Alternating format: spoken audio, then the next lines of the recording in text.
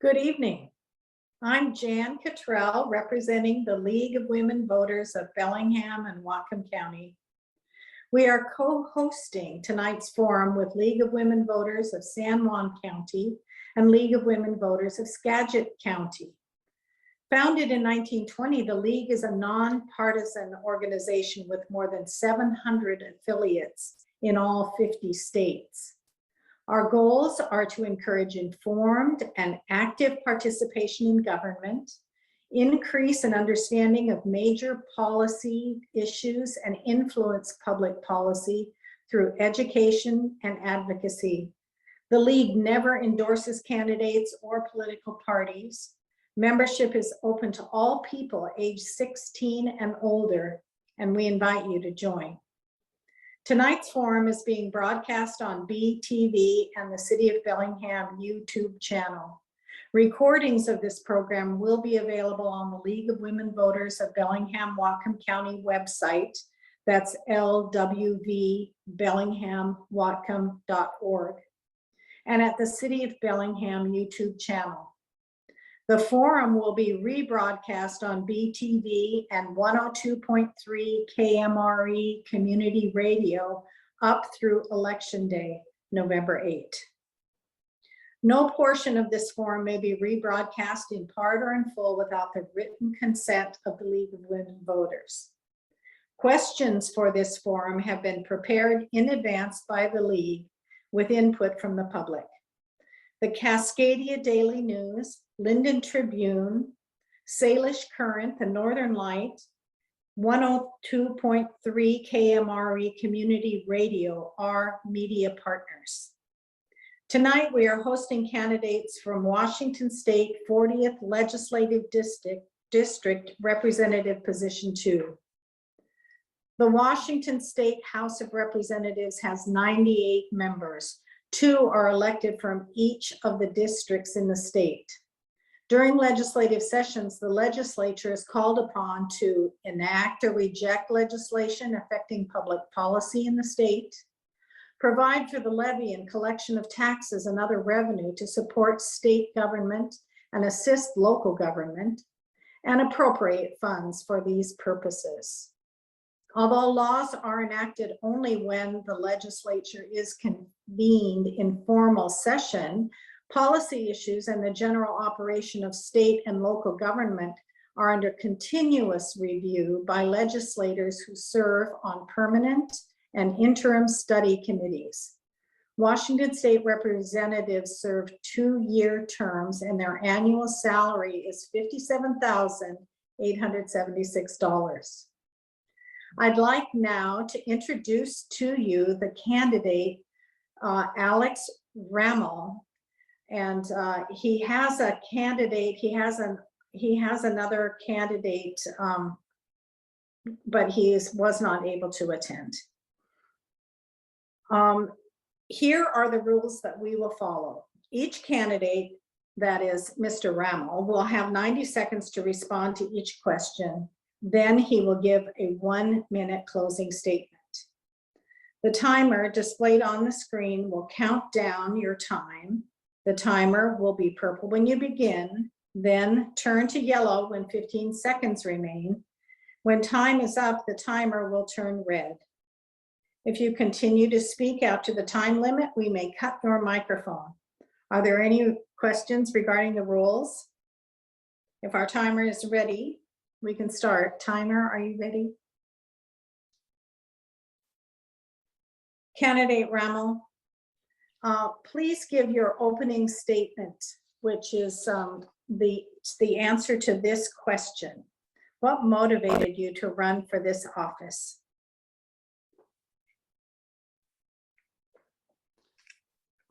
Well, thanks, Jan. Really appreciate the League of Women Voters pulling folks together for these events. The League always does a great job of keeping folks informed and really engaged in the substantive issues of elections.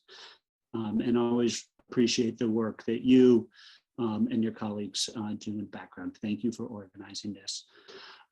So to answer the question, I've worked in electoral politics for a number of years, helping other people get elected.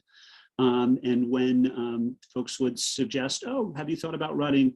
For a long time, the answer was, I'm a single dad. I don't have time to do that. And as my son got older, I started to contemplate it a little bit more.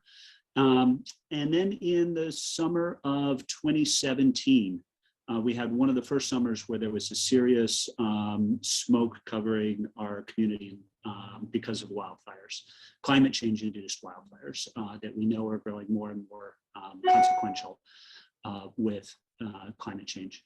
And my son got sick, and I blame that on the smoke in the air. And as I was laying awake listening to my kid cough in the middle of the night, said I need to step up and do more. And so I started thinking about what I could do to jump in and get more involved in the fight to stop climate change. Thank you, candidate Ramel. The second question is really under the category of criminal justice. Therapeutic and alternate courts, such as community court, mental health court, and drug court, have become more widely used to address crime and the underlying causes of crime. Would you support additional state funding for these courts? Why or why not? Mr. Ramel, you can answer. Thanks. And just before we start, I'm experiencing a lag in hearing you talk. I think I got the question, but are you experiencing a lag when I'm talking? No. Okay, I'll just proceed then. Actually, yes, we are. I've noticed that just recently your video has started to stutter. So it may be, it looks like it's on your end. Okay. I can turn my video off, which may save bandwidth, but might defeat the purpose. Is it bad enough I should turn my video off? That's really up to you, but yeah, you in my opinion, yes, it should help your audio, which is starting to fuzz out as well. Okay. Apologize for that. Let me repeat the question so that you can collect your thoughts. Therapeutic and alternate courts, such as community court, mental health court, and drug court, have become more widely used to address crime and the underlying causes of crime. Would you support additional state funding for these courts? Why or why not? Please go ahead. Great, thank you. So the answer is absolutely. Have supported expansion of those kinds of alternatives, and will continue to do so. I guess I would say that when I think about the challenges that we face with substance abuse and mental health behavioral health challenges in our community, for the people that I know who experience those challenges, what I want for those folks is help, not a heavy-handed approach, but support getting back on their feet, recovering, rebuilding their lives. And that is what we know works. We have tools that we know if we make those investments, we can help folks.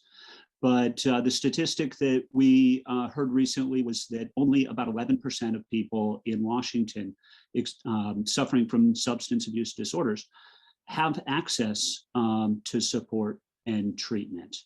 And we need to do more of that because we know it works. This last legislative session, this last 2 years ago, rather, I was pleased to support the Digwalik Treatment Recovery Center, sponsored by the Swinomish tribe, continue $4 million capital budget appropriation to expand that facility, and we'll continue to support those kinds of solutions in the future. Thank you. The next category for your question is the category of housing. The question is, according to the Association of Washington Business, the median home price in Washington state is $654,000. Housing costs affect the ability of Washington businesses and manufacturers to do business in our state. As a legislator, how would you address housing affordability to support businesses and manufacturers in our state? Candidate Ramel.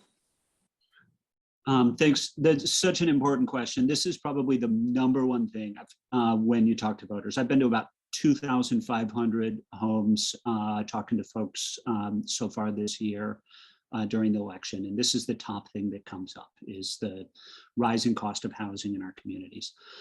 So I kind of break this into three big pieces. Supply, we need to build more homes and keep them affordable. So to me, that means things like the multifamily tax exemption program that I helped overhaul 2 years ago, made available to small cities and have expanded that, and allowing more housing types in more zones and more areas, things like townhomes and row houses that are a great solution for some people and some families. We also need to think about stabilization for rents. So one of the things that I've led on over the last couple of years is making sure we fully fund rental assistance, especially during the pandemic. Preventing homelessness is one of the best ways that we can, it's far more cost effective than letting people fall into homelessness.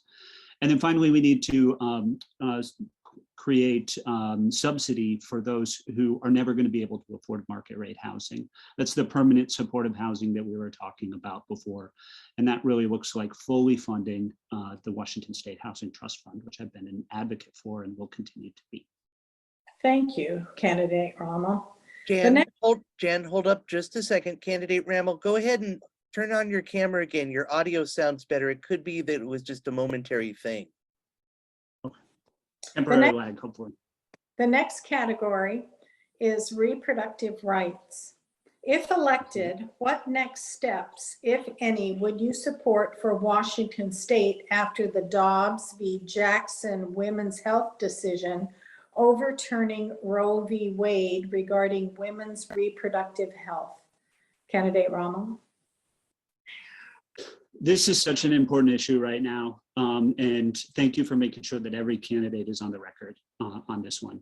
I'm proudly pro-choice and honored to be endorsed by Planned Parenthood Votes and Pro-Choice Washington. We ought to have a constitutional amendment to make sure that we enshrine at a bar that women and people who need reproductive health care will never have to worry in Washington that the next legislature could just turn around and take away their reproductive freedom. So I anticipate supporting that. It's a high bar. It will take a lot of work and will take more votes than we have in the legislature right now. But I'm committed to continuing to work for that. In the meantime, we also need to try to make sure we're expanding access to care. So that folks in Washington, in parts of Washington where they may not have full reproductive care, have access to clinics and make sure that we're a welcoming place for folks who may not be able to get the care that they need in their home state. We need to be able to say, yes, you can come to Washington, your privacy will be protected while you are here.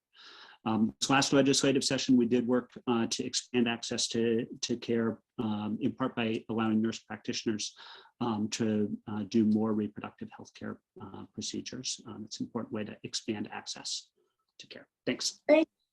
Thank you very much. The next question is in the category of infrastructure.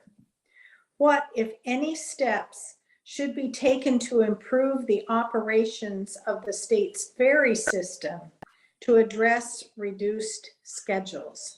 Candidate Ramel. Yeah. So this is perhaps the most emailed about thing in my legislative inbox. Certainly some weekends when ferries have been canceled recently. It's a real challenge, and it took us decades to dig ourselves into this hole, and it's going to take us some time to get out of it. This last session, we passed a historic transportation budget that has $350 million over 16 years to support, to improve the workforce. Most of the ferry cancellations we're seeing right now happen because we don't have sufficient crew for the vessels. That trend is improving. We're hiring more people. We're doing a better job of outreach. We've expanded training. We've made the positions more attractive, and we're helping people advance their careers and get the certifications they need through the Coast Guard. And we're sharing those costs with them, which is something we heard from those workers is critically important. We've also committed to building 5 new vessels over that 16 years. That's $1 billion worth of ship construction that's in our transportation budget. That's far more than we've done in the past. That's going to take some time to ramp up, and it's not enough. We need to be, for the foreseeable future, we need to be on a pace to build a vessel every 18 months. We worked, the Ferry Caucus worked to make sure there's a commitment that we've got money for 5. We're going to keep doing more in the future, and the legislature has committed to doing that. I'm going to be there to hold the feet to the fire. Thank you. This is your last question before your closing statement, candidate Ramel, in the category of voting. Do you support maintaining an independent redistricting commission in Washington? Why or why not? What reforms would you make in the current commission? Candidate Ramel? I'm open to hearing suggestions about reforms, and certainly I should note, I appreciate the League of Women Voters activism in keeping people involved in the conversation that happened over the course of the last year as redistricting happened. I will say I don't know that there's a perfect system for drawing boundaries without gerrymandering. What we have now is a system where you pit interests against each other and force people to compromise with a ticking clock. That might be the best we can do. It certainly is better than whichever party happens to be in power the year of redistricting has a winner take it all approach. I think that's an improvement. If there's a better way to do it, I'm certainly open to it. But I think this is a preferable approach. If we can, I know there have been concerns about the transparency of the way the process worked this last year. I think we certainly should make sure that what's happening is happening in public. My suspicion is that was really confusion about the way it worked over the Zoom world that we're all sort of acclimating to. But I'm certainly open to improvements we can make there, but I wouldn't advocate for big changes. I think the forcing bipartisanship is sometimes the best we're going to get. Thank you. So we've come to the time for you to give your 1-minute closing statement. Candidate Ramel, your closing statement, please. Well, thank you again so much for hosting this forum and for bringing us together and helping keep us all informed about what's going on and what the important issues are. And I want to say thank you to the folks in the community that have supported my reelection. I was honored and overwhelmed to see such strong support in the primary.